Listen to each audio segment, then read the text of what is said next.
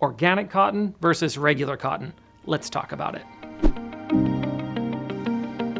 Hi, I'm CJ with Textile Apparel, and this channel is about helping you live better by choosing natural goods made with integrity. Today, let's talk about organic cotton. Specifically, what makes it different from regular cotton and what are its pros and its cons. Let's get started. Organic cotton. Most of you probably know about organic fruits and vegetables at your supermarket or your local farmer's market, but cotton just doesn't seem to get the same amount of attention, even though most of us wear some of it every single day. So starting with the basics, cotton, of course, is plant-based. It grows on a shrub in a protective case called a boil. Most of it inside is cellulose, which is relatively easy to spin into yarn or thread. The fabric that it's woven into is lightweight, breathable, and takes color well. It's really a great mix of practicality and fashion. Humans have been harvesting cotton for clothing and other textiles for more than 6,000 years. It's one of our earliest forms of non-animal-based clothing, and it remains the most popular natural fiber produced globally. In 2022, cotton production was about 70 million tons. The top 3 producers of cotton globally are China at 26%, India at 22%, and the United States at 12%. Here in Canada, we produce no cotton as our climate just isn't suitable.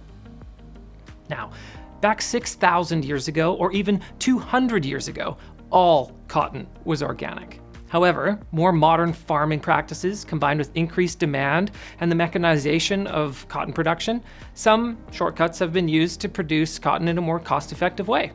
This has primarily meant the widespread adoption of synthetic fertilizers and pesticides, as well as more recent genetic engineering of cotton-producing plants. Now, interestingly, the genetic engineering has been done primarily to reduce the amount of pesticide needed to produce cotton. Organic cotton production is only a tiny fraction of overall cotton production worldwide. In 2020, about 250,000 tons were produced, or about 0.36% of all cotton harvested worldwide. However, that number is expected to increase as demand for organic cotton increases from large and small industry players alike. As a textile used in clothing, cotton is fantastic. As I mentioned earlier, it's lightweight and breathable. There are dozens of variations in how it can be woven, really making us spoiled for choice in terms of texture and style. Cotton, whether organic or not, is biodegradable as well. You already know that high-quality garments made from cotton textiles are soft, comfortable, and relatively odor-free. Organic cotton in particular is also hypoallergenic. Regular cotton might have small amounts of synthetic pesticide or herbicide residue that could possibly irritate the skin, although situations of that are rare.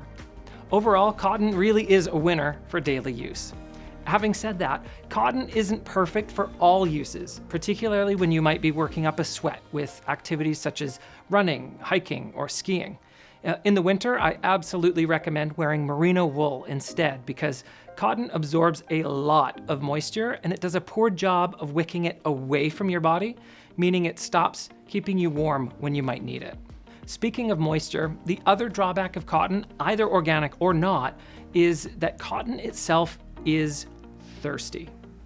Regular cotton takes between 8,000 to 10,000 liters of water per kilogram of cotton produced. In drier countries, that number can be even doubled.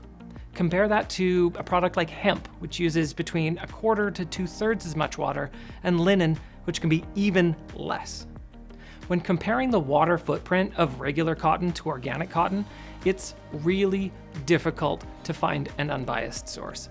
Organic trade associations argue that soil conditions allow for organic cotton to be grown using less water than regular cotton. Others argue that the lower yield of organic cotton versus genetically modified cotton results in higher water consumption. Either way, cotton is a more water-intensive natural fabric than most. Beyond water, though, it's important to consider the long-term impact of organic versus regular cotton production. When synthetic herbicides and pesticides are used, long-term soil quality suffers. Organic cotton may have lower yields, but it results in better fields for years to come. So now you know about regular cotton versus organic cotton. but how can you use this information to make better choices as a consumer who purchases clothing? Well, the best choice that you can make when looking for cotton products is to buy fewer, higher quality items. As fast fashion has become increasingly prevalent, more money is spent marketing those products than the product cost to make. That bargain t-shirt at the outlet mall absolutely isn't made with organic cotton, and the quality of its construction is poor. After a few wearings, that t-shirt is going to start to fall apart and it will make you look sloppy. The grunge era is over. So why not invest in making yourself look your best? Keep in mind as well, every cotton t-shirt, whether an expensive one or not, takes a lot of water to produce and grow the cotton, far more than you will ever use to keep it clean. This means that the lifetime environmental impact of the garment is largely in the manufacturing process and outside of your control, unless you choose not to buy it. Another recommendation I have is to, when possible, avoid cotton polyester blends when buying cotton garments. Polyester is added to cotton fabrics to help the garment stay wrinkle-free, and it makes it cheaper to manufacture. There are two reasons why you want to stick with 100% cotton. First, when you introduce polyester into a garment, it has a higher chance of producing odors when you sweat in it. Second, a garment that was once completely biodegradable is now full of plastic. Check the label when you try the garment on before buying it, or look at the retailer's website before purchasing it online. Quality retailers will generally sell 100% cotton garments versus cotton poly blends. But do your homework before buying. So let's review. Organic cotton makes up a small fraction of cotton production in the world, but it's growing. Global and local retailers are asking for more organic cotton, and farmers are responding. The overall impact of organic cotton on the environment is lower, but strides are being made on the genetic engineering side to improve the impact of regular cotton and lower synthetic herbicide and pesticide use. And finally, cotton is water intensive, so the best thing that you can do when purchasing a cotton product is to make sure that it is high quality and will last. Again, I'm CJ with Textile Apparel. Stay tuned for more content to help you live better with natural goods made with integrity. And if you like content like this and want more, consider giving this video a like and subscribe to the channel. Thanks for watching.